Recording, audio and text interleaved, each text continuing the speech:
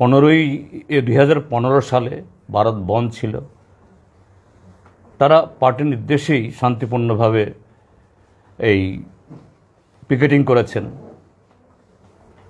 কিন্তু তাদের বিরুদ্ধে সেখানে যে অভিযোগ দাঁড় করানো হয়েছে, তারা গিয়ে এই হামলা করেছেন ভেতরে ঢুকে, যদিও এটা হয়নি।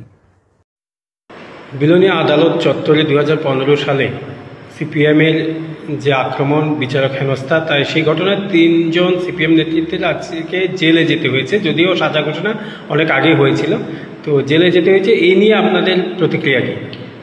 এটি একটি দৃষ্টান্তমূলক ঘটনা যে 2015 সালে বামফ্রন্টের সরকার থাকাকালীন ওনারা আদালত চত্বরে ঢুকে বিচারককে শারীরিক ও মানসিকভাবে হেনস্থা করে গণতন্ত্রকে কলুষিত করার চেষ্টা করেছেন।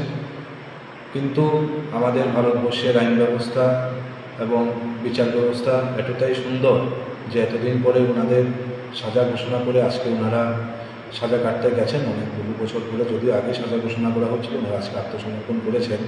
আমি এতটুকুই বলতে চাই যে বামফ্রন্ট আজকের দিনে দাঁড়িয়ে ভারতীয় জনতা পার্টিকে দোষারোপ করে যে গণতন্ত্র নেই, এই ঘটনা খুব সুন্দরভাবে পরিষ্কার যে ওনাদের সরকার চলাকালীন গণতন্ত্র লুণ্ঠিত হতো, গণতন্ত্র ছিল না দেশে, এবং এছাড়াও বিভিন্ন প্রকারের নিদর্শন আছে এবং আমাদের ত্রিপুরা রাজ্যের মানুষ এবং বিলোনিয়াবাসী দেখেছেন যে কীভাবে বামফ্রন্ট গণতন্ত্রকে কলুষিত করত।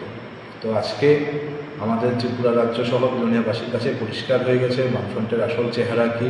ওনারা যতই বলুক যে ভারতীয় জনতা পার্টি শাসন ব্যবস্থায় গণতন্ত্র নেই, আসল জিনিসটা আজকে সকলের সামনে পরিষ্কার হয়ে গেছে।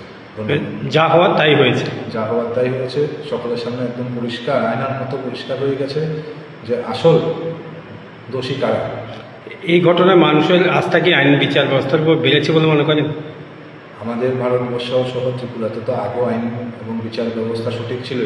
আজকের এই ঘটনার পর আরও একবার প্রমাণিত হলো যে আইন ও বিচার ব্যবস্থার উপরে কেউ নেই।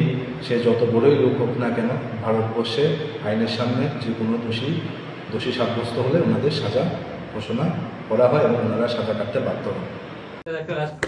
আমার শেষ প্রশ্ন, আপনার জেলা সেক্রেটারি সহ 3 জনের বিরুদ্ধে সুপ্রিম কোর্ট যে অর্ডারটাকে স্টে করেছে, এই বিষয়ে মানে তাদের বিরুদ্ধে কি মানে দলীয়ভাবে কোনো ব্যবস্থা নেওয়ার বিষয়, যেহেতু কনফ্লিক্টেড, আর এটা নিয়ে পার্টি স্ট্যান্ড না? পার্টি স্ট্যান্ড তো 2015 সালে ভারত বন্ধ ছিল। তারা পার্টির নির্দেশেই শান্তিপূর্ণভাবে এই পিকেটিং করেছেন, কিন্তু তাদের বিরুদ্ধে সেখানে যে অভিযোগ দাঁড় করানো হয়েছে, তারা গিয়ে এই হামলা করেছেন ভেতরে ঢুকে, যদিও এটা হয়নি। কাজে পার্টির চোখে তারা সেরকম কোনো গর্হিত কাজ করেছেন এটা আমরা দেখিনি। তারা পার্টির নির্দেশেই পার্টির দায়িত্ব পালন করতে গিয়ে পিকেটিং করেছেন, এটা তার গণতান্ত্রিক অধিকার। কিন্তু কোর্ট মানেনি, কোর্ট ছিল। তো আমরা তো পাঠিয়েছে, যেতে হবে কি করার। ইয়েতে গণতান্ত্রিক আন্দোলনে কখনো কখনো জেল খাটতে হয়, স্বাধীনতা আন্দোলনেও বহু লোক ফাঁসিতে ঝুলেছে, তার মানে কি অন্যায় করেছে? না। মানে কোর্ট তাদের অপরাধী মানলেও পার্টি মানে না। পার্টির তো আমি বলছি, কারণ পার্টির নির্দেশিকাতেই তারা শান্তিপূর্ণভাবে পিকেটিং করেছে।